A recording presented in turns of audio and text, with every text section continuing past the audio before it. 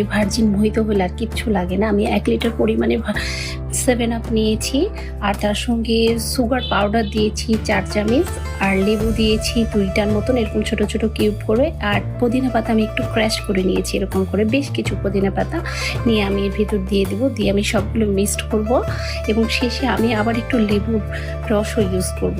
যেহেতু এখানে sugar powder থাকে আর 7 আপটা একটু মিষ্টি, একটু লেবুর পরিমাণটা বেশি থাকলে বেশি টেস্ট লাগে। আর অবশ্যই অনেক বেশি বরফ কুচি, আমার হাফ এই আর কি জারটার ভিতরে আমি সবগুলো দিয়ে বরফ কুচি দিয়ে ভরে দিব।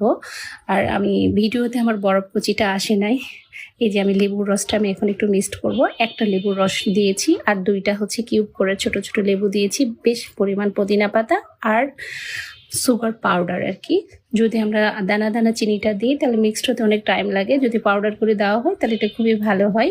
এখন আমি গ্লাসে সার্ভ করেছি, অনেকগুলো নিচে বরফ কুচি দিয়েছি, আর এটা আমি এভাবে ঢেলে দিয়েছি। একটা স্ট্র দিয়ে আপনারা এভাবে পরিবেশন করতে পারেন। Thank you for watching. আমার খুবই ভালো লাগে ভার্জিন মোহিতো, আপনারা এভাবে ট্রাই করতে পারেন এবং খেতে পারেন ইফতারিতে বা অন্য সময়, যে কোনো সময়। আল্লাহ হাফিজ।